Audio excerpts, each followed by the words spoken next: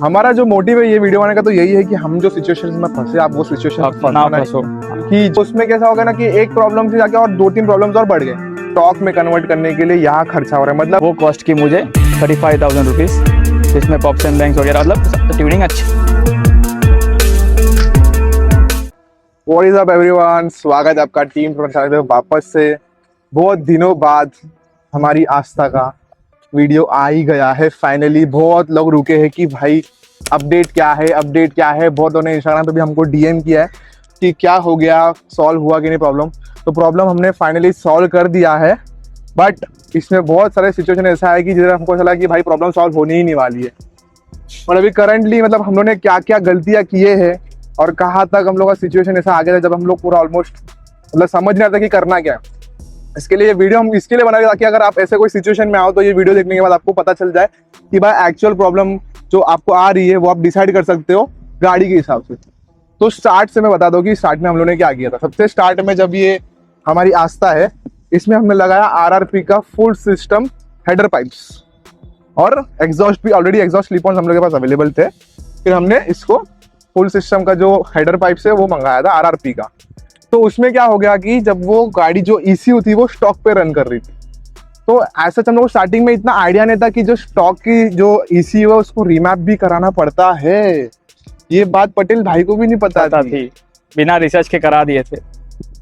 फिर क्या किया हमने, बोला कि चलो ठीक है, ऐसा जब ये हो गया है तो हम करेंगे ईसीयू ट्यूनिंग।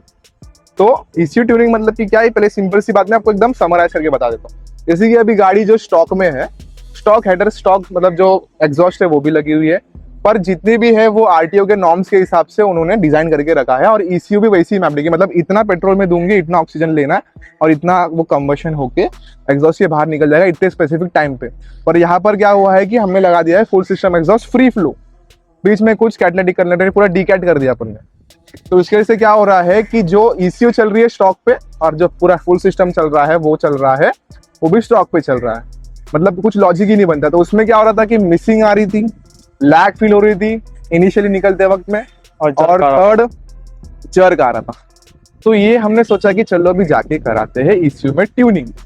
तो हम चले गए सीधा रेस डिवीजन, जो बेस्ट वाले वर्जन है उनके पास हम चले गए रेस डिवीजन में।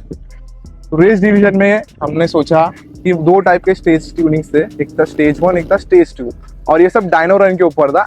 ऐसा स्पेसिफिकली नहीं कि हम सिर्फ ईसीयू मैप करके लेके ईसीयू दे दिया। हमने प्रॉपर्ली ईसी को दिया और गाड़ी में लगा के गाड़ी रन भी हुई है डायनो पे। जो प्रीवियस वाले वीडियो में आप जाके चेकआउट कर सकते हो, मैं यहाँ पर पिन कर दूंगा ऊपर। तो उसमें हुआ क्या कि हमने क्या किया, few to L ratio fix किया। हमने जो टॉप एंड है उसको ओपन कर दिया और जो आरपीएम लॉक था उसको भी अनलॉक कर दिया। 7,000 आरपीएम पे लॉक हो जाती है, उसके ऊपर भी हमने 8,500 तक पूरा खींच दिया था। बट उसमें क्या होगा कि गाड़ी एकदम फुल पावर हो गई। गाड़ी मतलब ऑलमोस्ट 200 टच कर रही थी, अच्छा खासा। बट इसमें इश्यू क्या था कि ना आइडलिंग में जब भी हम लोग कोल्ड स्टार्ट करते हैं मॉर्निंग में, तो जो मोस्टली क्या होता है कि 1200 से 1500 के बीच में यूजुअली रहता है अपना जो आरपीएम का जो काटा है। बट उसमें क्या होता है कि 1000 तक में आ जा रही थी गाड़ी की, और थोड़ा सा कंसर्निंग लग रहा था कि इतनी नीचे क्यों आ रही है ये। और दूसरा इश्यू इसमें यह रहा था कि हम कोई स्पेसिफिक स्पीड पे चला रहे हैं ना, तो वो स्पेसिफिक स्पीड को जर्क मार रही है। कांस्टेंट थ्रॉटल देने पे जर्क मार रही है। कांस्टेंट थ्रॉटल अगर हम दे रहे हो, जैसे कि अगर सेकंड वाले गियर पे चले गए, थर्ड वाले गियर पे चले गए, तो थर्ड गियर पे अगर मैं कांस्टेंट पकड़ूंगा ना तो जर्क देगी। हमने वाला वीडियो भी हमने डाला है प्रीवियस वाले वीडियोस में, आप वापस भी चेक कर सकते हो उसमें। तो जैसे कि वरुण भाई ने आपको बताया कि एक तो आइडलिंग का इशू था और एक कांस्टेंट थ्रॉटल देने पे जर्क मार रही थी। पर जर्क के साथ जो आरपीएम होता है, जो हम समझो कांस्टेंट थ्रॉटल पे देने पे आप 5000 आरपीएम पे हो तो 5000 आरपीएम पे ही गाड़ी चलेगी। पर मेरी गाड़ी ऐसे नहीं हो रही थी, कांस्टेंट थ्रॉटल देने पे भी 5000 से एकदम ड्रॉप होते होते नीचे आ जाती थी। मतलब गाड़ी एकदम प्रॉपर उसको फ्यूलिंग मिल ही नहीं रही थी। आफ्टर ट्यूनिंग की बात कर रहा हूँ। उसके बाद हमने क्या करा था, उससे भी हमने जैसे कि फ्यूल पंप हो गया, टोटल बॉडी हो गया, इंजन ऑयल, हम प्रॉपर सर्विसिंग करा है उसका। इसीलिए 2 सर्विस हुई थी। एक तो बिफोर ट्यूनिंग, मतलब ट्यूनिंग करने के टाइम भी वो मंथन भाई ने बोला था कि अगर कुछ इशू होगा तो वो पहले सॉल्व हो जाएगा। इसलिए हमने मंथन भाई से ही, मतलब मंथन भाई का कोई जो रिलेटिव होता है, जो बोलता है ना रिलेटेड कोई होता है, उनसे सर्विस कराई थी। और उसके बाद ट्यूनिंग के बाद भी दूसरी सर्विस कराई थी कि प्रॉब्लम्स आ रही थी। तो फिर इसमें इशू क्या हो गई, हमने सर्विसिंग भी कराया तो भी कुछ रेजोल्यूशन नहीं निकल रहा है। फिर हमने क्या सोचा कि चलो ठीक है, एक बार किसी हमारे जो एक्सपर्ट है, जो योगी भाई हमारे, जो वाईसी डिजाइन से बहुत लोग पहचानते होंगे, जो योगी भाई के हमारे पास चले गए हम उनके पास, तो उन्होंने बोला कि ये यहाँ पर फ्यूलिंग का इश्यू हो रहा है। तो उसके रिगार्डिंग हमने क्या सोचा कि एक काम कर दे, अगर फ्यूलिंग के रिगार्डिंग इश्यू है तो अपन लगाते हैं फ्यूलेक्स प्रो। तो फ्यूलेक्स प्रो का भी हमने अलग से एक वीडियो बनाया, तुम जाके चेकआउट कर सकते हो। फ्यूलेक्स प्रो प्लस लगाया हमने, इसमें लगाया था, सॉरी आपको बता तो आगे क्या हुआ, आप सुन के हैरान हो जाएगी कि हमने किया क्या है। तो इसमें फ्यूलेक्स प्रो प्लस लगाया था, जिसके कारण हम लोगों ने सोचा कि अगर वो जो स्पेसिफिक लेवल्स है, जैसे कि 1 से लेकर 10 तक होता है, वो लेवल्स में अगर आप लगाओगे तो अलग अलग टाइप के मैपिंग आते हैं, तो उस मैपिंग के हिसाब से क्लियर हो जाना चाहिए, उन्होंने ऐसा सोचा। बट एज सच उसमें भी कुछ रेजोल्यूशन नहीं मिला, मिसिंग अभी भी मार रही थी, जग अभी भी मार ही रही थी, जिसके कारण हमको लगा कि भाई सोल्यूशन ही नहीं निकला। तो हमने उसके बाद क्या चेंज किया, हमने बोला कि हेडर चेंज करके, सॉरी अपना ये जो स्पार्क प्लग्स है, हमने जो ट्रिपल हेडेड स्पार्क प्लग्स वो लगाया। इग्निशन कॉइल है वो भी हमने चेंज करा है, देखोगे अगर बेसिकली ये जो इग्निशन कॉइल चेंज हुआ और जो ट्रिपल हेडेड स्पार्क प्लग बोल रहा है वो NMW रेसिंग का है, जो कि स्टेज 2 के लिए बनी हुई है, और हमारी गाड़ी स्टेज 2 ट्यून थी और फुल सिस्टम पे थी, इसलिए हम लोग को लगा कि मे बी स्पार्क का इशू होगा, इसलिए ट्रिपल हेडेड स्पार्क प्लग और उसके साथ इग्निशन कॉइल भी चेंज हुआ था, जो कि परफॉर्मेंस वाला होता है। सर ये करने के बाद भी कोई रेजोल्यूशन आया नहीं। तुम लोग अगर जाके देखोगे, हमने सब वीडियोस बनाया, मतलब जो स्पार्क प्लग लगाया हमने NMW का, फ्यूलेक्स प्रो प्लस का हमने जब वो लगाया है, वो भी हमने प्रॉपर एक वीडियो बनाया है। और इसके बाद हमने फिर लेके गई जो गाड़ी है रॉयल एनफील्ड में, और उनके पास जो सेंसर का जो एक मीटर होता है, अगर OBD स्कैनर जो होता है, OBD scanner, sorry OBD scanner जो होता है, उसमें हमने लगाया। तो उसमें पता चलता है कि throttle body and O2 sensor का इशू आया। फिर रॉयल एनफील्ड में जाने के बाद हमने चेंज कराया थ्रोटल बॉडी, उसमें भी खर्चा आ गया फिर, क्योंकि थ्रोटल बॉडी का इशू आ रहा था। फिर जो भी सेंसर मिस फंक्शनिंग कर रहे थे उसको हमने, वो सेंसर O2 सेंसर भी चेंज हुए हैं, उसका भी खर्चा हुआ है। फिर बाद में वो सब करने के बाद जब हमने फिर चला के देखा, उसमें भी कुछ रेजोल्यूशन आया नहीं, फिर भी मिस मारी थी, फिर भी जक्स मारी थी। तो बेसिकली ऐसे हुआ कि जो इश्यू था ना, इश्यू को थ्रोटल बॉडी का इशू आया, थ्रोटल बॉडी चेंज कर दिया हमने, और जो O2 सेंसर चेंज कर दिया।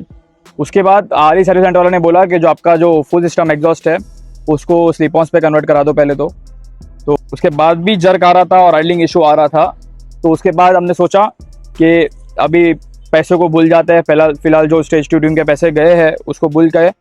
मंथन भाई से बात की, मंथन भाई ने बोला कि तुम्हारा जो पहले का ट्यूनिंग का जो मैप था, जो मेरे स्टॉक इश्यू का मैप था पहले, वो उन्होंने सेव करके रखा था, वो फिर से मेरे इश्यू में मैंने भेजा, मेरा इश्यू उनके पास, उन्होंने फिर से इश्यू में डाल के दिया।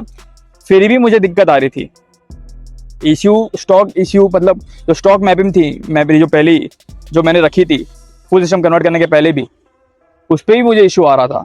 फिर मैं गया सर्विस सेंटर फिर से, तो फिर सर्विस सेंटर में OBD स्कैन किया फिर से, स्लिप ऑन्स के बाद स्टॉक बैंड पाइप जो होता है उसमें फिर से OBD स्कैन किया, तो उसमें आया 4 एरर्स OBD स्कैनर में। पहले तो आया एक सिलेंडर 1 मिस फायर, दूसरा आया सिलेंडर 2 मिस फायर, तीसरा जो जनरली आता है सबको O2 सेंसर का एरर, और चौथा इंजन ऑयल का ओवर हीटिंग का एरर था। तो बेसिकली स्टॉक इश्यू को फिर से मैपिंग करना था, स्टॉक इश्यू का मैप फिर से डालने के बाद लिमिटर मतलब जो भी स्टेज 2 का जो ट्यून था ना, वो सब हटा के फिर से स्टॉक ट्यून डाला था, मैप डाला था। पर इसमें हुआ क्या था, जब भी ये सब हमने स्टॉक में जो मंथन के पास हमने जो करा के लिया था, जो स्टार्टिंग में मैपिंग था, जब गाड़ी के अंदर लगी हुई थी इग्निशन कॉइल जो NMW की थी, जो स्टेज 2 ट्यूनिंग के लिए मैक्सिमम टाइम यूज होती है, हाँ। NMW की वो, और स्पार्क प्लग जो ट्रिपल हेडेड वो भी लगी हुई थी, ठीक है। उसके बाद जैसे कि 4 एरर्स दिखा है सर्विस सेंटर में हमको, तो सर्विस सेंटर वाले जो बंदा था, दोस्त था जो हमारा, उन्होंने बोला कि आपको गाड़ी रखनी पड़ेगी, फिर वो उन पे रिसर्च करेंगे, उनको भी पता नहीं था प्रॉब्लमेटिक क्या है, वो प्रॉपर रिसर्च करेंगे। तो मैं गाड़ी मेरी रखी है, सर्विस सेंटर में आ गया। उसके बाद मुझे 2 दिन बाद फ़ोन आया, तो मेरे को उन्होंने बोला कि आपकी गाड़ी रेडी हो चुकी है, ठीक है। तो फिलहाल तो मैं एकदम खुश था कि मेरी गाड़ी रेडी हो चुकी थी, और मतलब दुखी भी था और खुश भी था, मेरा मिडल ऑफ वो था बिहेवियर में, क्योंकि गाड़ी फिर से मैंने पहले जैसी कर दी, जैसे मैं पहले इतना खर्चा करने के पहले जो मेरी गाड़ी थी उसके पहले बाद, क्योंकि लॉजिक ऐसा था फुल सिस्टम लगाने का कि फ्री फ्लो हो जाएगी और परफॉर्मेंस बढ़ जाएगी गाड़ी की, और एकदम पीक पे हम गाड़ी का जो परफॉर्मेंस है वो टेस्ट कर सकते। बट हम लोग ये चीज़ के लिए रेडी नहीं थे कि भाई जब ये सब हो जाएगा तो उसमें ये एरर्स भी आने चालू हो जाएगी। बट कितना बड़ा ब्लंडर हो गया ना, तो मतलब मैं चाहता हूँ कि हम लोग ने जो गलती किया वो सब गलती आप ना करिए। मतलब हमको मतलब ऐसा देखा जाए तो हम लोग समझ आ नहीं रहे कि गलत किधर हो गया और गलती कहाँ से मतलब स्टार्ट हुई है। तो आप लोग डिसाइड कर सकते हो ये चीज़, क्योंकि हमने पूरा स्टोरी तो आपको बताया है कि स्टार्टिंग से लेकर एंड तक क्या हुआ है। बट अभी के लिए करंटली गाड़ी जो है प्रॉपर चल रही है, जैसे चलना चाहिए वैसे। प्रीवियस वाले वीडियो में डाला है पटेल भाई ने, उसका रन जो है दिखाया है, वो चेक कर सकते हो आप। तो बेसिकली उन्होंने 2 दिन में किया। जो मैप सेंसर था, थ्रॉटल बॉडी सेंसर था, जो भी सेंसर आते हैं ना, उसको उन लोगों ने रिसेट कर दिया, ठीक है। और उनको जो स्पार्क प्लग होता है, जो कि NMW रेसिंग का लगा हुआ था स्टेज 2 का, और गाड़ी तो मैंने स्लिप ऑन पे कर दी थी, तो बेसिकली उन्होंने उसको निकाल के, जो ट्रिपल हेडेड स्पार्क प्लग थे उसको निकाल के, जो नॉर्मल स्टॉक जो आरी के स्पार्क प्लग्स आते हैं वो लगाए, इरिडियम भी नहीं, नॉर्मल जो स्पार्क प्लग्स आते हैं वो लगाए। और जो उनका कैप था, ब्लैक कलर का कैप आता है रेड कलर के, उसके ऊपर जिसपे स्पार्क प्लग लगता है, वो कैप लीकेज था, ऐसा उनका कहना था। जो नोजल होता है, जो नोजल होता है उसकी बात कर रहे वो लीकेज था, तो उन्होंने वो भी रिप्लेस कर दिया, और मेरे को उन्होंने स्टॉक पार्ट दे दिया फिर से, तो मेरे पास अभी ऐसे ही पड़े हुए हैं वो चीज़। तो वो ऑलमोस्ट ऐसा समझ लो कि NMW के जो स्पार्क प्लग्स हमने लगाया और जो इग्निशन कॉइल लगाया था, इग्निशन कॉइल तो लगी हुई है, बट जो स्पार्क प्लग्स थे वो वेस्ट ही हो गए, अभी भी ऐसे ही पड़े। सो कहने की बात यही है कि खर्चा बहुत हो गया और टाइम भी बहुत वेस्ट हो गया और माइंड फक अलग से हुआ इस चीज़ में, क्योंकि सोल्यूशन ही नहीं मिल रहा है। जो भी एक्सपर्ट्स के पास, ऐसे भी नहीं कि हम कोई छोटे मोटे के पास जा रहा है, मंथन के पास गए थे तो रेस डिवीजन आपको पता ही है वो कितने गाड़ी का ट्यूनिंग कराता है। अब यहाँ पर फॉल्ट कहाँ हो गई है कुछ समझ आने रहा, क्योंकि ब्लंडर बहुत ज्यादा हो गया, क्योंकि हम लोगों ने डेस्परेट में आके बहुत सारी चीज वापस लगाया, वापस निकाला, तो उसमें कैसा हो गया ना कि एक प्रॉब्लम से जाके और 2-3 प्रॉब्लम्स और बढ़ गए, क्योंकि कोई गाइड करने के लिए था नहीं, और जो भी ट्यूनर के पास जाए थे वो कुछ दूसरा बता रहे, वो कुछ दूसरा बता रहे, तो फिर बंदा तो कंफ्यूज होना ही है। क्योंकि अगर बेस्ट बंदे के पास भी हम जा रहे हैं और योगी छाबरा के पास हम लोग जा रहे हैं, उनको भी बताया तो उनके पास भी ये सोल्यूशन निकले थे, बट एट द एंड कुछ रेजोल्यूशन आ ही नहीं रहा, तो फिर सोल्यूशन का मतलब कुछ लॉजिक ही नहीं लगता है। तो आप डिसाइड कीजिए कि मतलब कि गलत क्या हुआ है, और आप हम लोग को कमेंट्स में बताइए कि आपको क्या लगता है कि हम लोग ने कहाँ गलत गए, ताकि, क्योंकि हम यहाँ पर तो रुकने वाले हैं नहीं, ऐसा मुझे लग रहा है, क्योंकि आज तक इतना दूर आए हैं, अभी तो एक नहीं, अभी तो 2 GT आ गई है,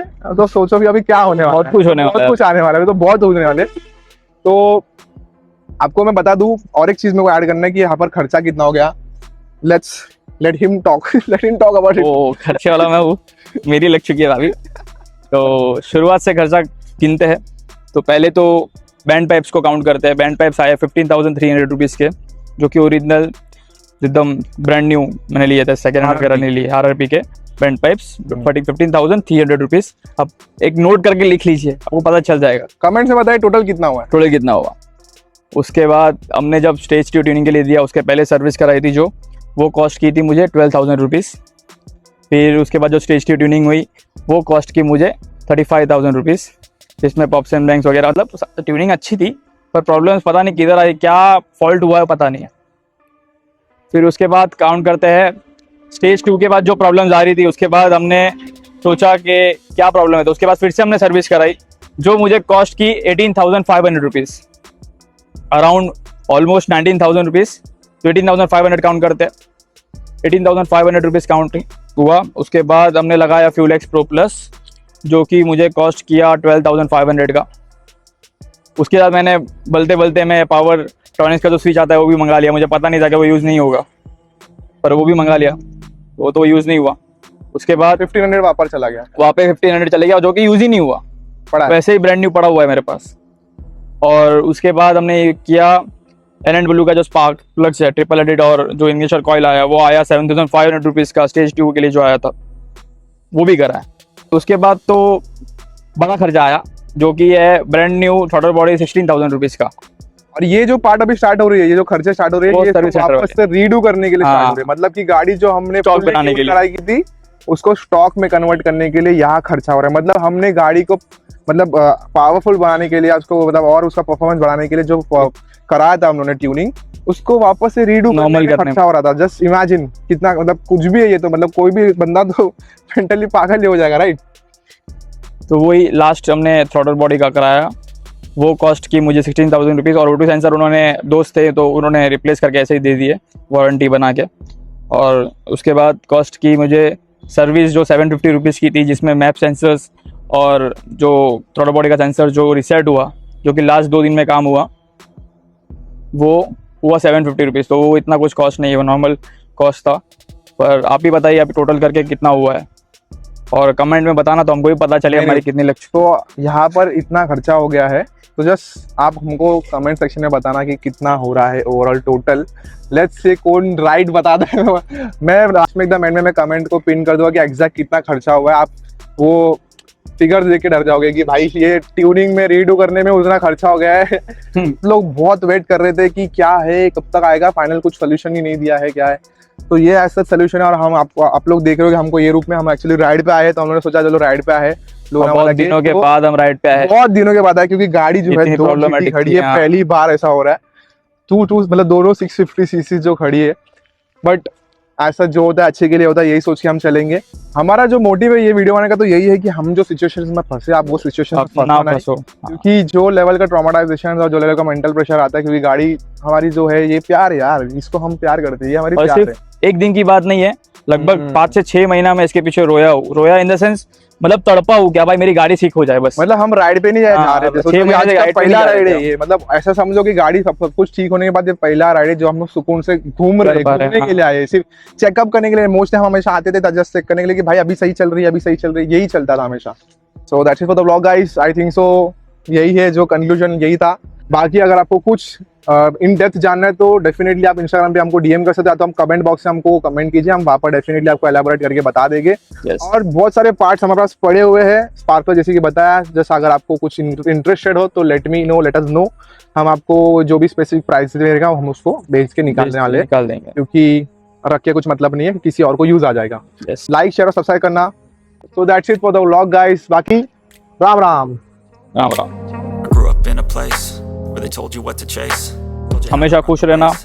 और ज्यादा टेंशन मत लो भाई, प्रॉब्लम सॉल्व हो ही जाती है। Had to figure it इतना out. मत जाता वजह Had to find a way to change. Had to leave to find my way. बोले कि that's it for the vlog बोलूंगा मैं, हाँ। तो बोलेगा राम राम Keep बोला। my mind up there almost daily. It's how I pass time, no opinions safely. It's how I understand what I want in this place. See, 'cause everybody wanna tell you bad things. What could go wrong? What